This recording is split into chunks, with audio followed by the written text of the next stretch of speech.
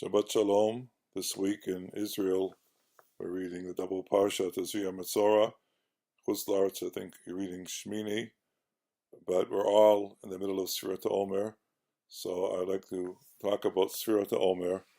Once again, my my talk will be based on shiur, a very long shiur, over 2 hours, by the Rav Soloveitchik Zatzal, given in, I think, in 1981 on Sefirat haOmer. And once again, it'll be, mixed in with my own thoughts and some other sources. But in this case in particular, it seems that the Rav, I wouldn't say the Rav left some threads hanging, but he sort of, let's say, looked at Sefirat haOmer from one angle and then from another angle, and we'll see if we can do something to put them together. Maybe they're just two different ways of looking at it.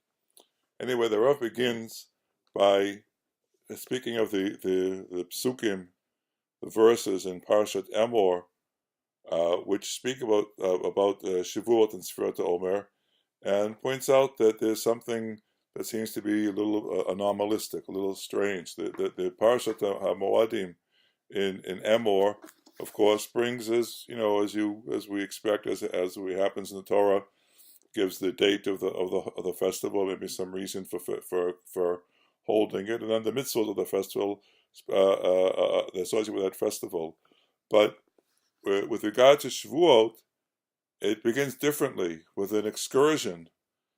Chitavo daber bnei Yisrael v'amata lehem ki tavo al haaretz asher noten lechem uksartem et ktsira ve'avitem et omer rishit ktsirchem el hakohen.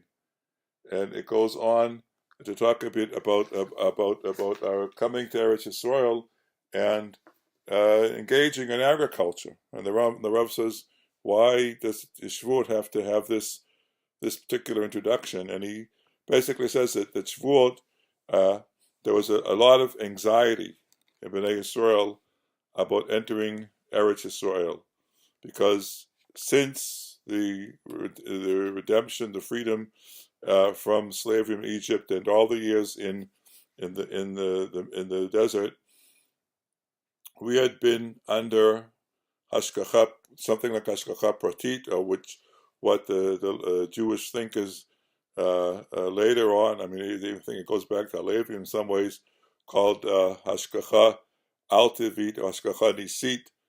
It's interesting that in Jewish thought, later Jewish thought, certainly not in Maimonides, miracles are not aberrations of the natural order, but miracles are a manifestation of a different order, a supernatural order. It's regulated, it follows rules, but it's different than the regular cosmic order that we know from Asa Breshit.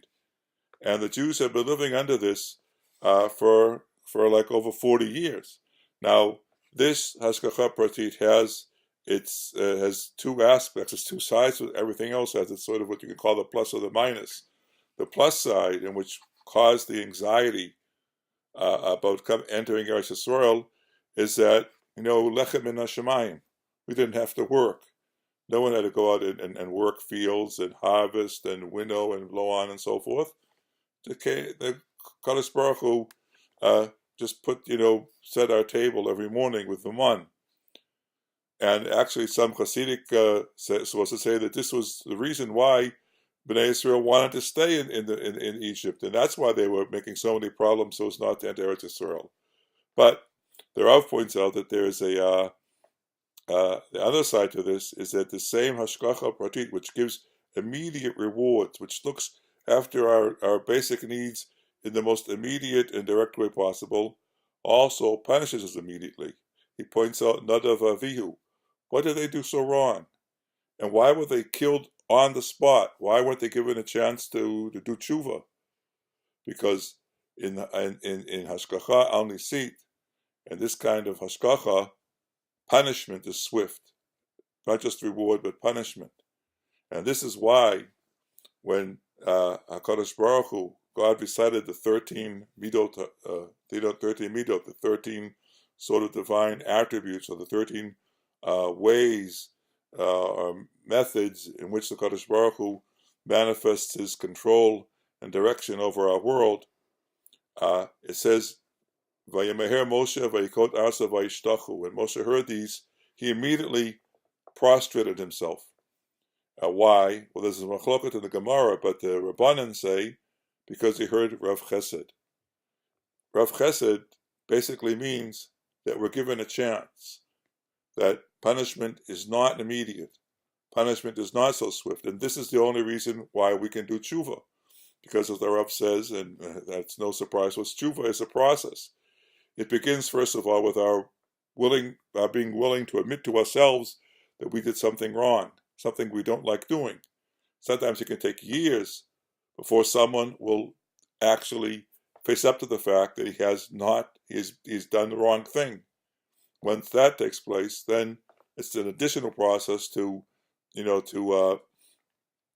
get rid of whatever bad qualities in our personality led us to do this and complete the process of tshuva. So if tshuva were, if divine punishment were as swift and as immediate as it was with Nadav Avihu, we wouldn't have a chance.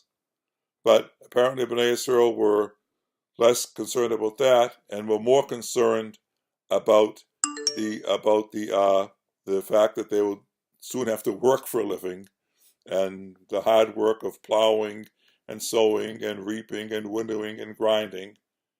And so this was the anxiety, and how this connects with Sefirat haOmer, well, the Rav didn't really say, but after I talk about the other aspect of counting, we'll see if I can suggest something. Now for the second aspect.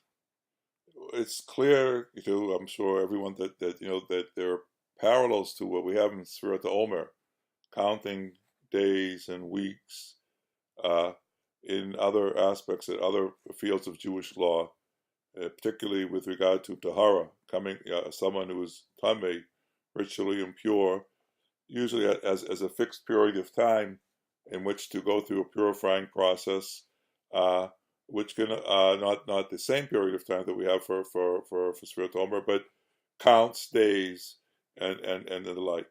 And of course we have it in Avelos as well, that when people are mourning, there are these fixed periods of time of 7 days, 30 days, 11 months, or 12 months.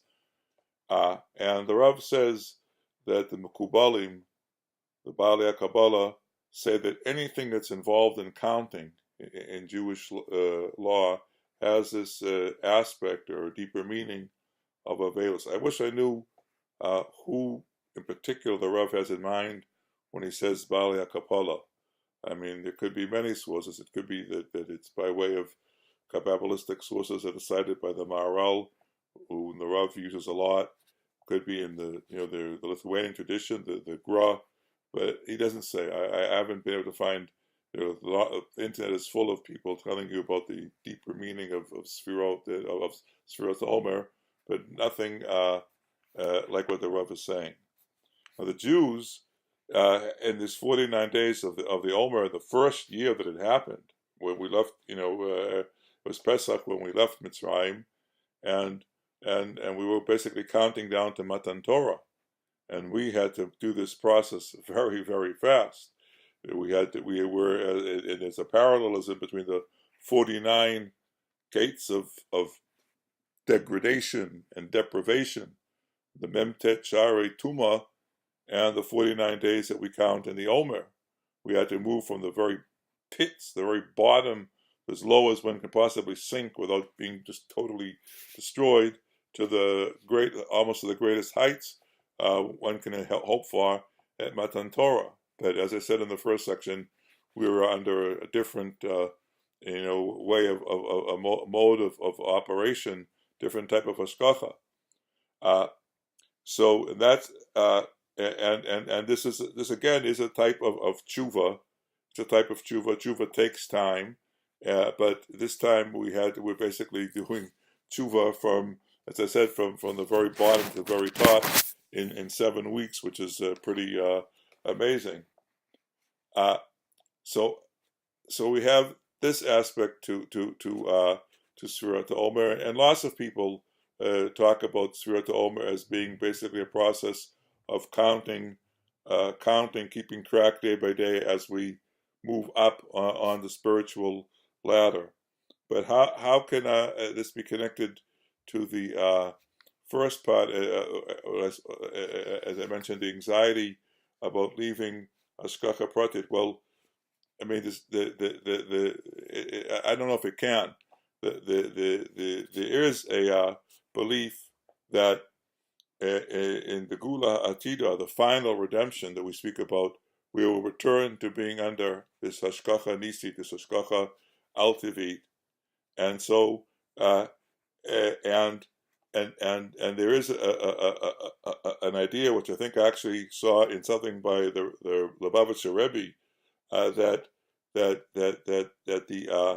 Sefirat haOmer, which began, as I say, with the leaving Egypt, continues. We're still counting. We'll be counting until the Gula Shlema, Behema V'Yameinu. So we are, in a way, counting the days as we, have left the Hashgacha Altivit and had some returns to us. As the Rav says, it doesn't last forever. There were other epochs in Jewish history where we enjoyed it. I think a lot of people were thinking the 6-Day War, we enjoyed it, and I'm not sure if we appreciated it, but we're counting forward towards that. So there could be that aspect to it, that the counting, the specific numbers have, in the legal system, you can't simply say count, and you have to give things, you have to quantify things. You want to have someone to be able to come out of Tuma to Tara, then or come out of Avelus to being a regular normal citizen, then you have to put a limit on it and quantify it and say, okay, you wait 7 days or 30 days or whatever. But in the eschatological realm and thinking of the Gula, then it's just going on and on, and that's what we're doing now. We're still counting. We count, as a sort of as a symbol or as a microcosm of it. We count, the 49 or 50 days and 7 weeks between Pesach and between Shavuot. But in another sense, we're counting all the time as we try and keep track of our spiritual progress and look for our individual and national Geula, Rav Yameinu, Amen, Kein Yiratzon. Thank you for listening, and see you later.